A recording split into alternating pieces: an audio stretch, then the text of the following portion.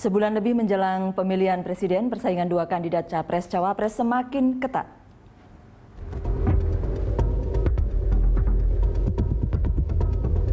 Deklarasi pemilu damai yang digelar KPU Selasa malam 3 Juni lalu mengawali masa kampanye dua pasangan Capres-Cawapres.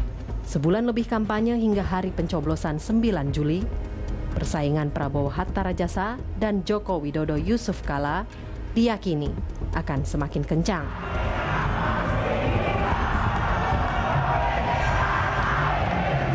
Hasil survei terbaru yang dirilis lembaga sudah menunjukkan kian ketatnya posisi kedua pasangan.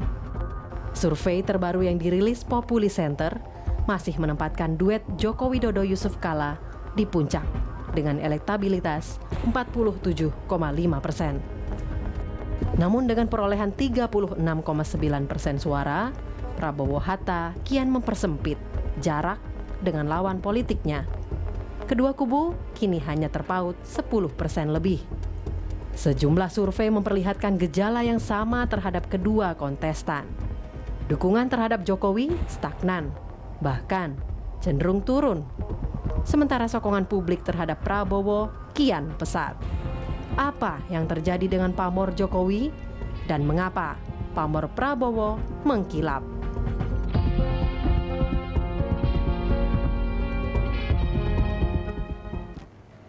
Ya, The Headlines kali ini mengangkat topik pacuan Prabowo dan Jokowi. Untuk membahasnya kami telah mengundang Ketua Populi Center Niko Harjanto dan Direktur Eksekutif Indikator Politik Indonesia Burhanuddin Muhtadi. Dan panelis kami ada Don Bosco Selamun, pemimpin redaksi Berita 1 News Channel, dan Bambang Harimurti, wartawan senior Tempo. Bapak-bapak, terima kasih sudah hadir di The Headlines. Bang Don, tampaknya jadi rame Pilpres. Iya, dan ini yang selalu ditunggu sekarang ini primadonanya adalah hasil surveinya Mas Burhan, Mas Niko ini, dan teman-teman surveyor yang lain. Memang menjadi menarik karena cerita tentang naiknya elektabilitas Prabowo dan turunnya elektabilitas Jokowi. Saya kira itu berita yang besar yang minggu ini, dan itu jadi ramai. Kita mesti dengar dari betul yang mengerjakan surveinya. Apa Mas Burhan analisanya? Iya, begini, kebetulan kami punya data tren. Dan sejak Maret 2014 kita mencoba mensimulasikan, agak berbau dukun sebenarnya, Jokowi sama JK, Prabowo sama Hatta head to head. Dan kebetulan analisis dukun kita terbukti ya. Jadi sejak Maret, April, apalagi bulan Mei kita punya 3 survei sampai awal Juni, memang ada tren penurunan yang cukup lumayan buat Jokowi dari selisih 35% di bulan Maret antara Jokowi JK dengan Prabowo Hatta. Sekarang kurang lebih di bawah 1 digit selisihnya. Jadi tetap teratas, tetapi dengan selisih atau margin yang tidak terlalu tipis, nyaman, ya. Tidak terlalu nyaman untuk pertarungan.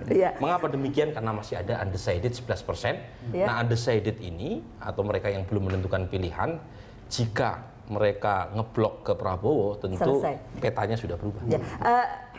Diambil dari mana suaranya?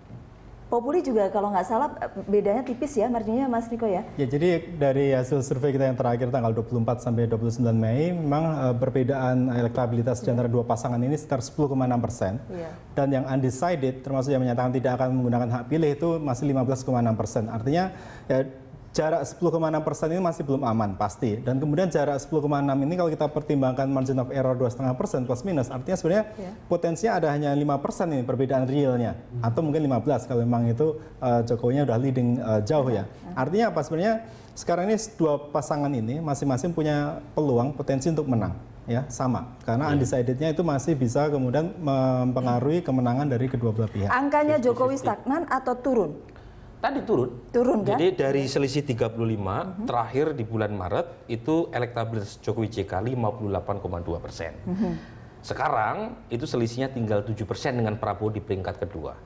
Jadi kalau kita lihat dari selisih 35 menjadi selisih di bawah 1 digit itu kan artinya ya gini, Jokowi JK turun, Prabowo Hatta naik. Dari mana suara itu diambil? Dari pendukung Jokowi JK beralih atau justru dari kelas menengah? Nah, ini buat saya cukup mengagetkan. Mengapa? Karena Jokowi itu muncul fenomena kelas menengah awalnya. Kemudian dia menular ke bawah menjadi efek bola salju dan mempengaruhi kelas menengah bawah. Sekarang yang terjadi justru sebaliknya. Benteng terakhir Jokowi itu kelas menengah bawah, tingkat pendidikan SD, desa, perempuan. Sementara kelas menengah, SLTA, perguruan tinggi, perkotaan itu sudah migrasi ke Prabowo. Tentu yang Anda patut tanya lebih lanjut adalah mengapa kelas menengah berubah gitu. Namun saya ada dua penjelasan. Pertama adalah penjelasan efek partai.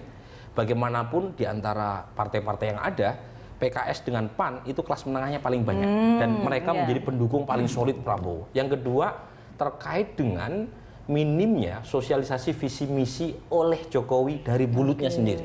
Jadi pemilih kelas menengah itu kan tidak cukup kalau hanya diberikan insentif memilih berdasarkan connectivity dengan masyarakat, bersahaja, jujur. Kalau misalnya mereka diminta kan pasti minta Jokowi kalau jadi presiden mau jadi apa? Iya, gitu. Cara jualannya yang mungkin harus nggak cukup kalau hanya jualan jujur saja. BHM. Ya saya sebenarnya pengen tahu dari undecided dengan yang sudah memilih untuk jadi golput itu bisa dirinci lebih luas nggak? Ya, ada. Sebenarnya rinciannya begini Mas. Kalau kita cek berdasarkan berbagai variabel sosiodemografis maupun juga geografis, sebenarnya yang undecided itu merata. Memang kelihatan sekali untuk yang usia 45 ke atas itu jauh lebih tinggi dibanding yang di bawah itu. Sama yang mungkin usia di bawah 25 tahun. Tapi sebenarnya perbedaannya nggak begitu mencolok. Kemudian kalau dari sisi pendidikan, itu juga kita temukan di mereka yang nggak sekolah sama yang berpendidikan tinggi, itu juga perbedaannya itu nggak signifikan sekali, maksud saya. Ada pertanyaan saya sebetulnya terhadap Mas Niko maupun Mas Burhan ini ya. Jadi ini kan penurunan, ini kan belum ada kampanye ya. Pada waktu itu survei kalian ini kan belum ada kampanyenya. Secara formal. Yang saya sebetulnya ingin menyampaikan satu hal. Saya tanya kepada seorang pengusaha dan saya nyampaikan bahwa misalnya ada sebuah survei yang memperlihatkan margin itu tinggal 7%, walaupun tidak dipublikasikan. Tapi kan kita bicara 7-15% margin, kira-kira dari semua lembaga survei itu berkisar antara itu. Dibilang begini, akan rebound katanya Jokowi. Kenapa? Kalau dia tidak bekerja, memang pasti akan naik terus Prabowo-nya. Karena varian yang satunya tidak berubah. Tetapi kalau Jokowi dan timnya bekerja, itu bisa jadi rebound untuk mengatakan bahwa dia akan mempertahankan margin ini atau bahkan mungkin lebih besar. Kira-kira begitu. Mas Niko, gini, sebelumnya bukan berarti Jokowi dan timnya tidak bekerja, bukan berarti mereka tidur-tidur saja. Mereka bekerja, cuma efektivitas baik dari sisi kuantitas maupun kualitas lebih baik di Prabowo. Itu yang menjelaskan mengapa Prabowo mengalami kenaikan, bahkan tiap bulan kenaikan sekitar 10%. Itu secara statistik namanya kenaikan eksponensial. Nah, kalau misalnya di pilkada, mohon maaf, saya sudah mengatakan pertarungan sudah selesai. Kalau pilkada trennya seperti ini, karena dalam opini publik tren itu penting. Mengapa pilkada kita bisa lebih dalam satu bulan itu dalam satu bulan 10% stabil. Naik terus 10%, itu dalam pilkada sudah selesai. Kita sudah bisa menebak Prabowo yang unggul. Mengapa? Karena unit pemilihnya itu lebih kecil, sehingga lebih mudah untuk mempengaruhi. Kebetulan Jokowi masih punya waktu untuk bernafas, karena skup pemilihnya 186 juta. Butuh waktu untuk mempengaruhi di bawah. Kalau misalnya Jokowi lebih efektif setidaknya menahan Prabowo tidak naik, Jokowi ada rebound, saya akan menjuluki Jokowi sebagai save by the bell presiden. Mas Niko, untuk rebound ya kapan itu? Untuk rebound. Kalau Mas Burhan agak pesimis. Saya pesimis. Mas saya ngompor itu. Ada potensi untuk rebound karena begini, beban politik Jokowi itu jauh lebih ringan daripada pasangan di Prabowo Hatta, sehingga masa kampanye kalau bisa dilakukan secara efektif untuk melakukan diferensiasi bahwa ini adalah pasangan yang lebih sedikit beban politiknya dibanding yang lain, kemudian ini lebih menjanjikan hal-hal yang real dibandingkan hanya kemampuan orasi. Nah, itu saya kira itu bisa mempengaruhi tadi yang disebut oleh Bang Burhanuddin, kelas menengah yang kritis, mungkin yang sekarang galau, bingung dan segala macam, atau mungkin karena kena pengaruh dari media sosial dan segala macam itu ya. Nah, tapi kalau kita lihat lagi juga mengenai sentimen negatif maupun sentimen positif terhadap dua pasangan ini, kita tanyakan ke responden, pasangan mana yang paling tidak Anda inginkan menang di dalam Pilpres ini? Jawabannya yang lebih besar itu ke pasangan Prabowo Hatta. Tidak diinginkan untuk menang. Tidak diinginkan untuk menang.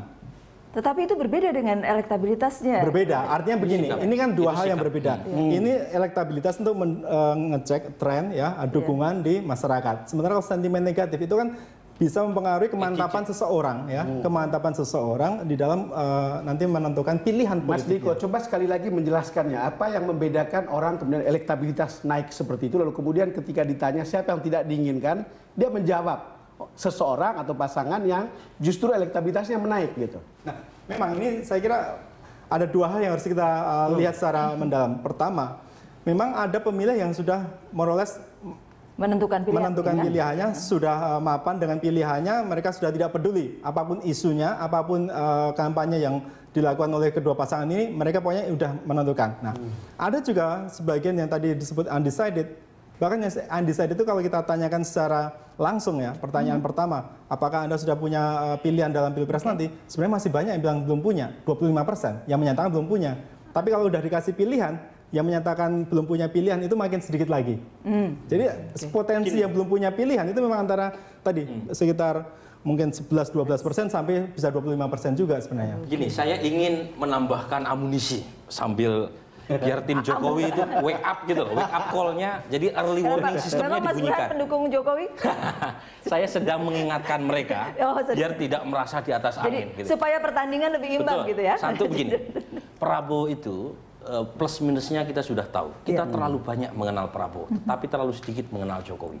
Jadi ketika ada isu, betul. Jadi kalau misalnya ada isu negatif soal Prabowo, masalah penculikan, dari dulu kita tanya, yang tahu cuma 27%.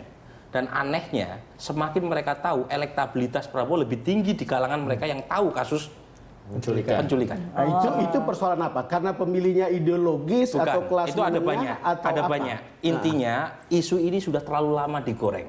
Kalau pengen mengubah efek elektoral nggak efektif. Lebih baik mencari kelemahan Prabowo dari sisi lain. Sebaliknya, isu-isu negatif terhadap, bukan negatif lagi, kampanye hitam terhadap Jokowi, soal Kristen, soal Tionghoa, soal dikendalikan Mega, semua variabel kampanye hitam terhadap Jokowi itu punya efek menurunkan dukungan terhadap. Pengamatan Tempo bagaimana? Iya, kalau saya sebenarnya tertarik itu tadi 11% yang itu 11% itu total undecided dan mereka yang sudah memutuskan tidak memilih atau hanya undecided aja? Undecided saja. Oh, undecided saja. Kalau yang memutuskan tidak memilih, kalau Anda kecil sekali biasanya.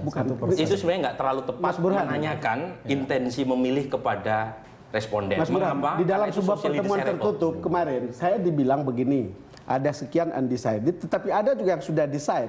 Betul. Tetapi masih mungkin menyeberang. Betul. Belum stabil gitu. Dan itu 25% katanya. Enggak, itu sekitar 17-16% mereka yang menyatakan cukup belum cukup yakin, 1% masih sangat ragu-ragu. Jadi kalau total ya 17%. Jadi betul-betul pertandingannya masih akan sangat keras pada sebulan ini. Ada pihak ketiga yang saya ingin tanya sebetulnya prediksi mereka berdua ini. Sebetulnya orang yang nantinya akan golput tuh kira-kira berapa persen? Karena kan kalau Pilpres kemarin sekitar 28% ya.